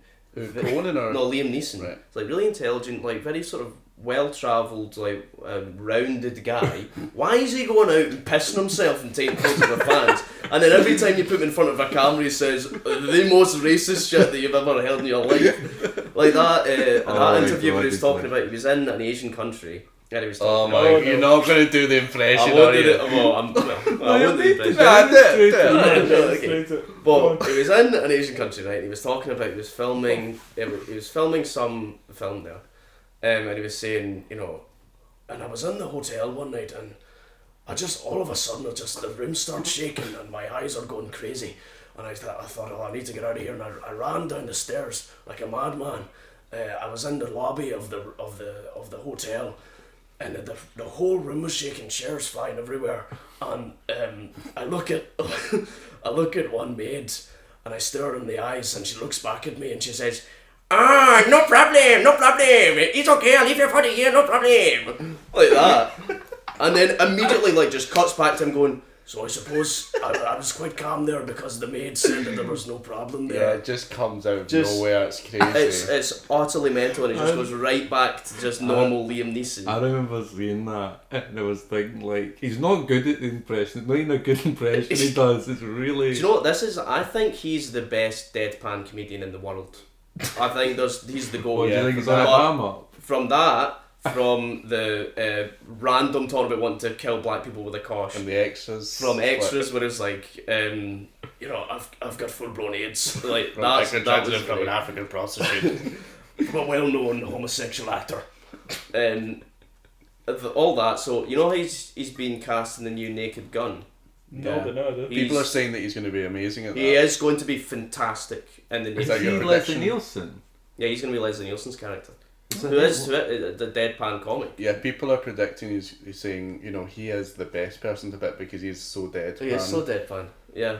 Are people What do you saying that? Because No, it was on Twitter because people were saying, why are they casting some non-comedic actor called Liam Neeson in this role? And people were like, oh, hold on. people just send a few interview clips. Yeah, and and then then like, like, anyway, they were enjoy. reposting the extras clip and him like in interviews. Like, oh, I think you're actually underestimating the comedic qualities of Liam Neeson. Oh, he's so funny. He is so funny. You know, And, well, he was obviously being funny on purpose during the extras. No, that wasn't his. Yeah, the obviously. script it was written for. no, they might have just interviewed him then. They just like, oh, we got gold. I want to start doing improvisational comedy. But see if he's in on that. It wasn't extras. It was Oh no, it was Life's Too Short. It was Yeah. that mock documentary he did about Warwick Davis in his life. Yeah. You know, he's in a Woody Allen film. What was Yeah, it? he said. I mentioned because I'm going through a kind of spate of watching 90s Woody Allen films, and a few months ago I watched his 1992 classic Husbands and Wives, which is about his marital breakdown with Mia Farrow. And in the film, Judy Davis plays his wife's friend who dates Liam Neeson, and the whole trope is that Liam Neeson's too romantic for her because, you go in for all that, getting flowers and going to the opera. I mean, I'm just an old-fashioned romantic. And he's actually really good. But it's so strange, I was like, because he has his own accent. Mm-hmm. So I wasn't thinking you'd have some 6'3" Ulsterman in a Woody Allen film, but I appreciate his acting abilities. I think he's a well-rounded He's a good actor. guy. I mean, Schindler's List. Yeah. Obviously, he did a. Yeah, that's such a good film. I forgot he was in Schindler's List. I mean, he's the guy. He's Oscar Schindler. Did he get an Oscar for that? I feel like he probably would have. Maybe. Well, I mean, it's certainly Oscar bait. Yeah. Oscar Schindler. Oscar Schindler. So no, he's a good actor. Fantastic deadpan comedian, whether he means it or not. I think it's going to be great. I'm going to be quite excited to watch the new Naked Gun. I only watched 5 minutes of this film, then I gave up, to be honest. I don't blame you. It wasn't great. I was like, because it was 3 o'clock, and I knew we'd be coming here at 6, and I knew it was 2 hours, and I was like, do you know what? I can't be bothered. It had a charm to it. What would you rate it? From the 5 minutes that you watched. From the 5 minutes I watched. 5 stars? Probably. I mean, give it 2.5, obviously, because it was okay, but I didn't want to watch more. Because it's like one of those films, I mean, you just told me what happens the entire plot. From the 5 minutes I watched, I probably could have told you what happens the rest of the film. Yeah, the plot's very predictable, but what isn't predictable is the weird side plots that go on. Like, for example, the 2 henchmen are gay, the weird kidnapping scene where the kid basically falls in love with them. There's the way he kills all of the sort of lower henchmen and working up to the alpha male guy. And every time he does so, he takes their bodies, puts them in the back of the snowplow, takes the snowplow to a sort of waterfall, and then chucks them off the waterfall. And it happens so often because he kills so many people that you can see at the end he's like really frustrated with having to do it again, which is quite funny. There's like good aspects to the film. It's quite a charming. It's got heart. Film. It's got heart. I couldn't find it somewhere to watch because I don't have Netflix, right? So I watched a 5-minute clip, and in that clip he's like bantering this guy, right? And he goes, "Tell me who Limbo is." Who's Limbo? And he told Who's the pedo? Who's Bobo? Who's Bobo, whatever, right? Who's Shagger? And he's like beats fuck at this guy, and this guy comes, "Oh, you need to see Jarno or whatever, right?" And then he starts choking him, and then stops, and the guy splutters, and he's like, "Oh, fuck's sake," he does it again. Yeah, it's stuff like that. There's like weird, like kind of funny bits to it. I think I would have liked that more than Aguirre, to be honest. It was very watchable. I would probably give it 2.5. Fair play. So you didn't have to experience more of it to enjoy it. I just wanted to say I have revised formally on Letterboxd my review of Anyone But You. It went down from 2.5 to 2. Whoa. Sydney Sweeney's banging her head off a desk right now. It said what? Who else is going to be in the Naked Gun? Is she in it? Is Sydney Sweeney in it? Yeah. Playing who? Because if she's not in it, I'm not going to watch it. One of the Are killers. we going to watch Sydney Sweeney's new horror film that she produced called Immaculate? That doesn't look very good. I can't afford it. No. Yeah, I'm alright. Thanks. Okay. It's not happening. I mean, I'm not a big fan. I'm certainly a big fan. No, I don't. Thing is saying you can't be a nut. Imagine pretending not to fancy Sydney No, but Sweeney. she's a nun in it, so you'd feel guilty about fancying her. That's true. I don't think. Yeah, I mean. Well, she's also pregnant. Is she pregnant by We the have devil? to see it. Can I guess? Is it pregnant by the devil? That kind of thing. I've sat next to you whilst we watched a trailer for this film. Was it Oh, pregnant yeah. by Why the did devil? you watch the trailer for Immaculate together? It was, we all did. It was in the cinema. Yeah, it was on before Anyone But You. Before she came out with Glenn Pill and going like, "Hi guys, just Yeah. want to say thank you We so love you much. guys." We love you guys." What was And we that? had a lot of fun on set. What was that little segment? I didn't even understand what that was. Stick Didn't around. She said, "Stick around to the end Didn't after they- credit scene," and then we like a pair of The a Mungos bunch did. of fannies stuck around, and it was just them singing a song. Because I was like, I really need a piss, I'm going to go, and then you guys convinced me to sit back. They were like, It's like, "Sit no, back no, down." Sydney Sweeney told me I need to stay here. And It came on, I was like, I'm leaving, this is bullshit. When I need Callum to eat his vegetables, I said, Callum, I'm going to phone Sydney Sweeney. I'm going to phone Sydney Sweeney if you want to eat your carrots. No, ma'am, don't phone Sydney Don't Sweeney. phone Sydney Sweeney, no!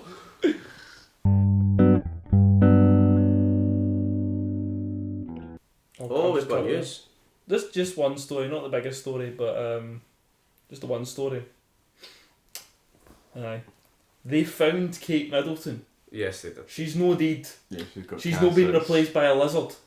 No, but it's more about. I was thinking about more. I actually wrote it down when, when we didn't know, when we had the video. We didn't have the video out. About how like it is mental, the panic that the public got in about that. Like we didn't see it for a few minutes. It is mental, the public, like the reception to that. It was It's just insane. it's classic. It's classic Britain. We love a sort of intrigue story, and especially around the royals. Do you remember? This is a good example of that. Well, not really to do with the royals, but do you remember when the BBC released a statement saying there is a paedophile in the BBC? Yes. And then everybody in Britain went utterly mental, like, oh my god, who do you think it is? Oh my god, and everybody was talking about it. We fucking eat that up, that sort of bullshit. Aye, man, I was so surprised with Hugh Dennis, man. What happened? It was Hugh Edwards. It wasn't Hugh Dennis, it was Hugh Edwards. Right, That I'll whole have to cut thing that. was fucking sickening. And it's so us that we're just like, oh man, there's an intrigue story and it's to do with a paedophile. But Britons love Find a Pedo. Find a pedo, What yeah, we happened love to Find a him? pedo. That's why we watch Nonce Hunters. What happened to him? Hugh Edwards, he wasn't even a paedophile, was the most sickening part of it. He was Was just he a just gay guy. shagging a guy? Well, he was paying It was a young He's guy. paying £30,000 a year, I think, to this guy to send him nudes, essentially. That's a good deal. And that is in doing so ruined his entire life. How old was the boy? 21 or something. He was a man. I mean, it's weird, but it's not. He shouldn't have his entire life to Were start. there not implications of grooming in that story? No. I think the Wait, press no, I'm said thinking that of Schofield, right? Yeah, Schofield Schofield, had there was some certain implications that's of some grooming. dodgy stuff going Do you on. want me to die? Do you want me to die? Like Schofield, Cherry vapes. Schofield, fair enough, but the things that he did to Hugh Edwards was utterly sickening. Yeah, no. But anyway, that's- so that's yeah, fine. it's we love that bullshit. We love It's the just- intrigue yeah. and It always comes back to the pedo, because it's like House of Lords pedos, government pedos, New Royal World family. Order pedos, billionaires, royal pedos. family pedos. Pedos. Everything's come back to paedophilia. I think with the British imagination. We Yeah. Brits, we love a cheeky nonce. I suppose We all maybe have a maybe now different that you can't be racist or in any form of like that anymore, we're like, right, who are we gonna blame for everything now? Yeah. It's Beatles. like the last taboo, you know. Yeah. And it should stay that way. Well, on top of the Kate Middleton news, the news that tickled me in the week was the Willy Wonka Chocolate Experience guy Yeah. coming he's out back, into yeah. an interview and saying that his entire life's been ruined. He's lost his job. He's lost the love of his life. He's lost his house. And really, the response to it has made him sick to the bottom of his tummy. Why did he lose his house? Why did he lose his wife? I know. What's he talking about? He probably lost his wife because he was a scammer, and his wife was like, "You're a fucking sicko." Well, the funny part of it is that the word choice of saying I was sick to the bottom of my tummy. Yeah, they had a picture of the article and it's him like in a chair staring into the middle distance and he's like so solemn and it's like captured sick to my tummy. Do you to know what the pit of though? my Do tummy. you know what though? That is so him. Like the way he spoke in the wee video we made. Yeah. Oh Ladies my and God. gentlemen. I think he must be a piss taker. Because that is beautifully wielded piss taking. It's almost Lemmy-esque. It is, yeah. Sick to the bottom of my tummy. Imagine you got scammed for like £50,000 and the guy said, but the things I did to this person makes me sick to the bottom of my tummy. Like that is That's not an apology. no, that's hilarious. No, the guy there, that guy is just. I think the He's thing playing is, 4D chess, this guy. Yes, He's yes. always Yes. 4 steps because ahead. he's continuously staying relevant now. Think about it. He's got the popularity and now he's just keeping it going any way he can. Do you think he purposely hired a paedophile as well? I think he probably did that. Possibly. I was wondering like, what actually happened with that Willy He Wonka. looked up the sex registers list to see who looks more like Willy Wonka. But the guy didn't even look like Willy Wonka. He was fucking ginger. He was ginger, yeah. What is going on there? But yeah, no, I don't actually know what happened to the pedo. Maybe pedo they Wonka. thought that Willy Wonka seems a bit like a nonce, so they'll get a real actual nonce, bona fide nonce to play him. That's genius. Yeah. Bona fide nonce. He's got a registered nonce in. Not the one of his non-registered ones, you know. Someone the big time. The fact I that don't want any part-time nonsense on this set. He had a fake name, didn't he? It was like something cool. Something cool. No, it was like something cool. It was like. Alright. The nonce. Oh! Yeah, Yeah, actually I what? can't really talk about that because I don't know the full story, but my mother said she worked with him and he Really? said that he insisted everyone should call him Dr. Cool. Yeah, it was something. The You're pedo or not- the guy that set up, the No, guy that's the- Illuminati No, guy? the guy who set it up, right? Scam man. Yeah, he Who's said his Illuminati, nickname's too? like Dr. Cool. Yeah. Your That's it. mom knows him. I don't know dots. My mother does volunteer work with the Women's Aid, and I'll she just said cut that this. they He once- was working with a woman. he said that they did an event and he was working with them. It's like, Well, you know, his and he Illuminati. insisted bigger that everyone events. call him Dr. Cool. The domestic violence cases that I saw when working for Women Aid made me sick to the pit of my tummy. Yeah. Dr. Cool. This guy going about a domestic abuse thing, saying that we're going to call him Dr. Cool. Fucking idiot. I don't know how, but she just mentioned that to me. I said, "Did you hear about this Willy Wonka thing?" And then she mentioned that, but it was not. I don't know the full story. Coming into the room with an abused woman like, "Hi, I'm Dr. Cool, and I'll be helping you today." Well, that's I'm brilliant. Dr. Shagger Extreme, Shagdacular here. Professor Cool Dog. Was there anything much more you wanted to say about Kate Middleton, or just Not really, just I hope she gets better. But Yes. it was just, I wanted to talk about just the actual public reception of it all. Outcry. It was mental. It's like Diana all over again. Just the fact it was like the Photoshop bit was released. That and was then- mad, to be fair. Yeah, there was that was like, weird. oh, I was just practicing my Photoshop skills while recovering. I was like, sorry, what? I think Kate Middleton is utterly radiant. I can't wait for her to be queen. Radioactive. Yeah. Oh, wait, was that a cancer joke? That was a chemotherapy joke. Yeah. That's the second. Do you think We I think think she she's gets a better. I We think hope she's she a gets lovely better. woman. I think she's I think utterly she's- lovely. Very sensible. Seems She's nice like enough the to see me. if you of all the women of She's probably the most measured out of all the royals. yeah I of would all say. the women of Yale to England, if they had to pick one, like this is going to be the wife of the king. Mm-hmm. She was.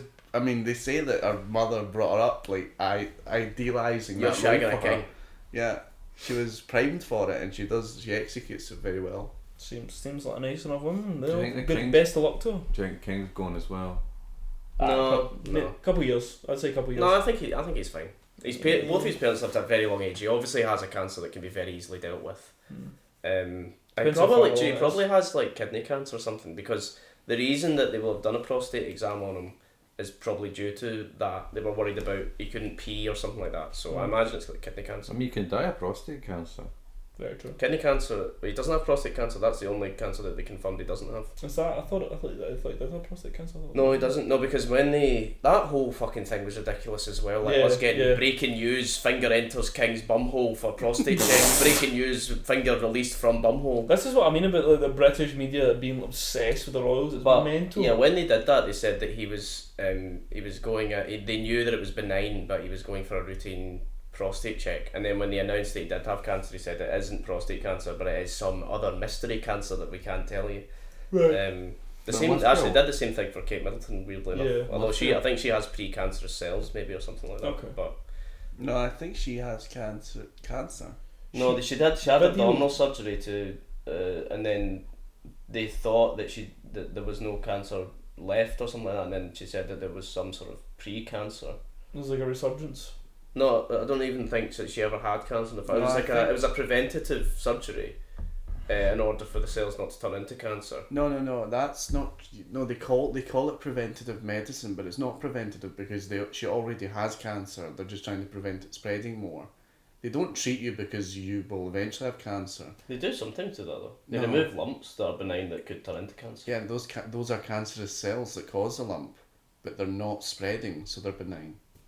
She has cancer. That's a fact. One can That's say a fact of life. You're gonna have to deal with. One can say of Kate Middleton she has cancer. I'm fairly sure.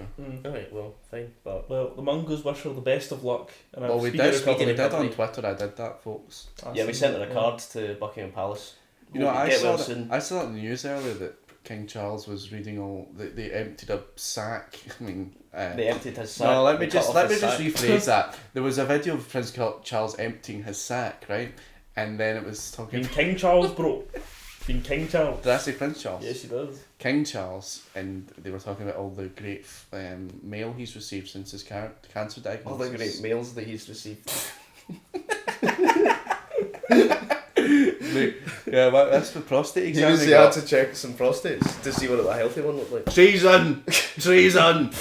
Anyway, I was just thinking, who sends a card to the king like, get well soon? What a sycophant, fucking hell. I'm going to M&S to get the good cards. No, but Let's just who go to reads the it? king. Who reads it? Does anyone read it? No, so the letters to Santa Claus, it's not going to Surely get they read. have like Just chuck it in the furnace. Somebody interns must or read it, something. right? Because that's so disrespectful to the subjects to just like chuck it in the bin as soon as it arrives. It's probably read by some interns or something. Do you know what I mean? Some wee like hired hands that See they these have. people's like, get off your knees, you fucking bootlicking freaks. Like, what are you doing?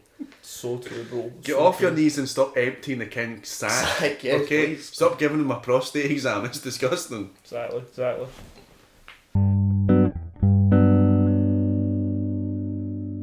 I've got three facts.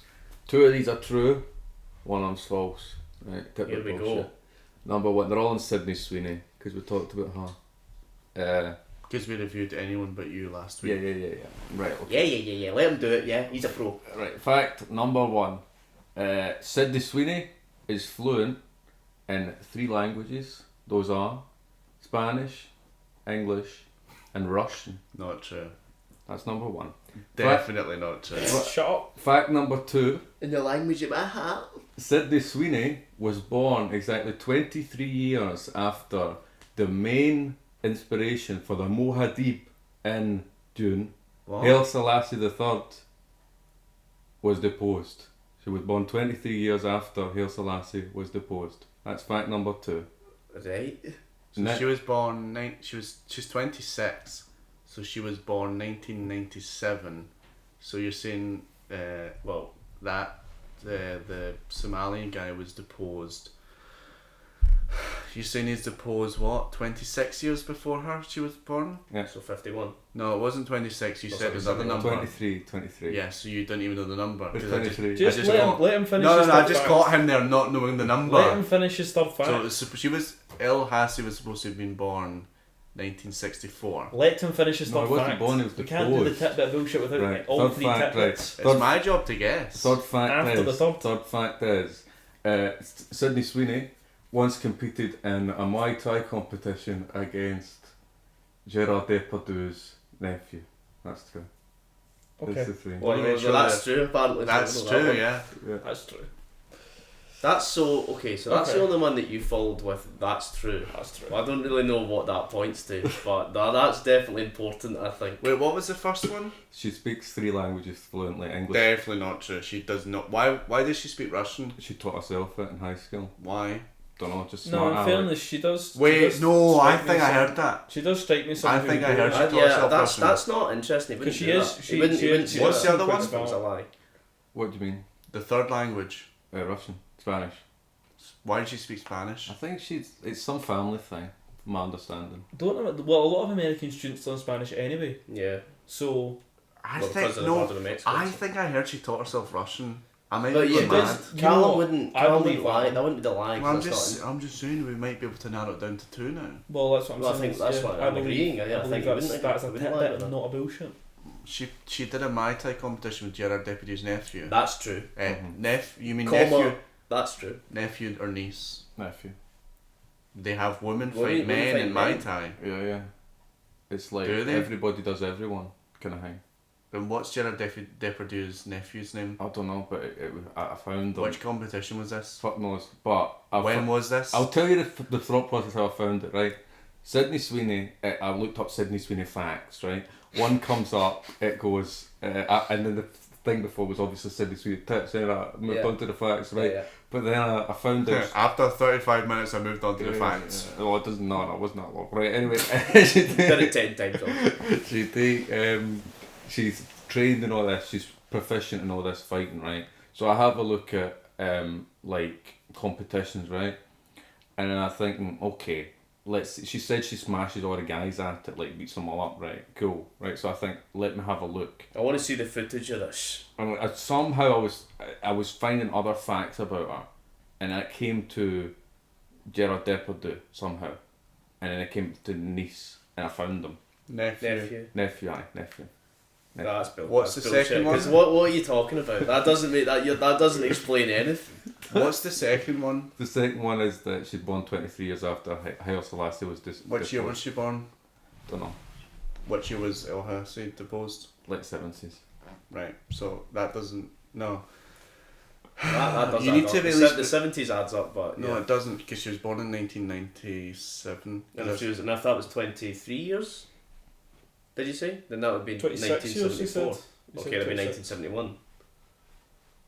No, it would be 1964. The fact that you confused it with 1997 niece thinking like minus that's the bullshit. 23 years is 1974. Because you No, it's confused nephew. with It's men and women involved, man. It was crazy. It was a crazy They night. do like, because they do Well, like. what you said was I was getting facts and then I was looking at videos of her and then Gerard Depardieu popped up. Because I was independently looking up Gerard Depardieu, right? Because I Why? was trying to find facts. I think he was... But why are we looking up Gerard Depardieu if you're trying to find facts about Sydney Sweeney? Because I was pulling facts, right? The Haile Selassie. He's just copying my whole Serge Gainsbourg thing. No.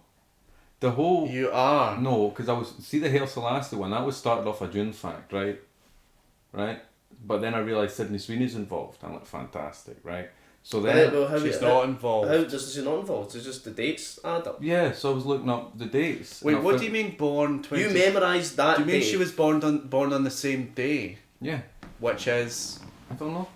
September 12th, actually. You memorised that day, September 12th. And then when just you were happened to look at Sydney Sweeney, you were like, oh, September 12th, that's the same day No, as... I looked up, I was reading about Haile Selassie because I thought it'd be relevant to June, because it's a similar kind of plot. He's the messiah of Rastafarianism, that's why it's related to June, right? And he never denied it, which is interesting. I always find that interesting. He gave them all gold bands and went, thanks for worshipping me and that, right? Anyway, so then I looked up what happened on that day to find interesting stuff, and I found Sydney Sweeney was born. What happened on that day 23 years Who is after? Gerard Depardieu's nephew? He's just some guy, he's not famous, but he's from the same bit as she's from. What's his name? Don't know. Something Depardieu. You don't seem to know very much, do you? Mate. Well, September 12th, we know Callum, he can't pull stuff like that quickly. Yeah. So that's probably I true. think it is. I think it's his just the Depardieu. It's false. Depardieu, that's true. I would is actually agree. false. I would agree that the Muay Thai thing's false because he said he confused nephew with niece. He did, yeah. And that's what tipped me off. Yeah, and he's also just trying to copy my whole Serge Gainsbourg connection. Although if you're thing. making it up, wouldn't you make it up as niece rather than nephew? Yeah. No. He's not that clever. Alright, well we'll go for Well, number you three. never know. then. You might get We'll go us. for You number might three get then. us here. We'll go for number Right, 3. I'll go through it.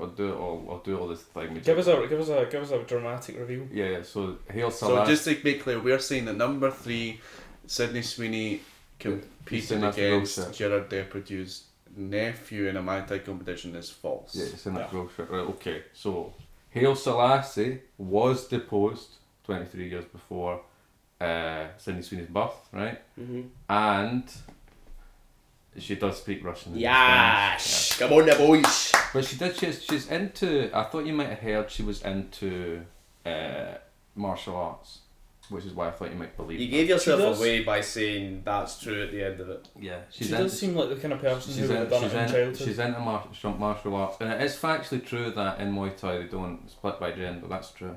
That is interesting. It's too easy. I think I should do it next week. Oh, fine. Okay. You should do I've got you Um, before, but Yeah, Nah. My track record is kind of undefeated, to be honest. I have got you before though. Mm. Yeah. that. Fair enough. It's so obvious, like the third one. Good one. Might not have been. It might not have been, but it wasn't. If it was less obvious, it might not have been. No, it might not No, have been. I'm sure. Yeah, I did read that she taught herself Russian. She does. Do we have any? Do you have any more information about that? Well, no, she in the school she taught herself Russian. Was it to read Dostoevsky or something? No, I think she's just interested in it. She does seem like the kind of person who would do that. So. Does she? Yeah. Why? She comes off to me as very smart. I think As someone who would try and. What? I didn't make for the listeners. I didn't make a face there. He definitely did make a face. Well, when I just watched, because she's got tits, mate. no, you think no, she's no, stupid? no. When I watched Anyone But You, Yeah. the one takeaway of that film is she honestly seemed like she was drunk the entire filming because she was just slurring over and mumbling. It was over. her third language. She would have preferred to do it in Russian or Spanish. She did not come off No, as just- particularly intelligent to me at all. Like back from when she was in Euphoria, right? The clips that I've seen, she comes You've off. watched clips of Euphoria? Yeah, it was all over Twitter, mate. You couldn't escape it. Yeah, I've seen clips of it. I've too. also seen clips of it. Exactly, you couldn't escape it. Back then, I was like, right. Looking back, I could notice that she seemed like a very intelligent. How do you get that from watching her speak other people's? Yeah, I'm not gonna say she's not intelligent, right? But she always came off to me as intelligent. based on what? You mean from her? You mean the vibes, character bro. she played? The vibes. Because if you're watching her vibes. character in Euphoria, Her character's famously a dunce. isn't she it's called the Cassie? vibes, bro. Yeah, something You like need that. to be smart to act dumb. Let's be honest here. Aye. Right? But she didn't act You're not Mr. acting, Bean mate. dumb. Aye. You know, she was just overly emotional. I think you need to be smart to act dumb, right? Maybe she has that. You know, people say about Marilyn Monroe that she was actually very cunning as a businesswoman. Maybe it's people like that. underestimate her because of her looks. I feel. I was not before the mud gets slung in my direction. It was nothing to do with her looks that I was underestimating Fair her. enough. Fair enough. It's to do with the fact she's a woman. She looks like a woman. Fair enough. Well done, Callum. Hopefully you get us next time. Aye. I'm not doing it this time apparently. I've been put off it. Fair enough. I want to do it next week. Hopefully we batter Aidan. I don't think. Well, am I not the undefeated goat? Have I not fooled you 3 times? Undefeated, maybe. Fool me once, We'll see. shame on you. Fool me 3 times, shame on the Mungos. Same on us. Alas. Okay, Mungos. I think that's enough. Nighty night, Mungos. Bye bye from Mungo Good night, Tom. Good night, Callum. Good night, Ewan. Good night, Good night, Mungo Aidan. See, go on, good night, Mongo Callum, or whatever that is, like a fucking kids program. Good night, Mongo Callum. Good night, Mongo Ewan. Whatever. And all the You're not gonna Mungos wish wait me a to good the night? bed. No, you don't deserve it, mate. I'll give I you wish one. you a good night. Good night, Maybe you Mungo didn't hear Aidan. it because of my womanly intonation. You block out all high pitched nonsense stuff. Well, good night, Mungo Aidan, and Night, good Mungo night to Aidan. all the And Mungo good night listeners. to you, Tom, and good night to all of our listeners all over the world who are going to sleep and cuddling up in their duvet sets, listening to our fantastic voices tell them the news of the world this week. Yeah, alright. Come.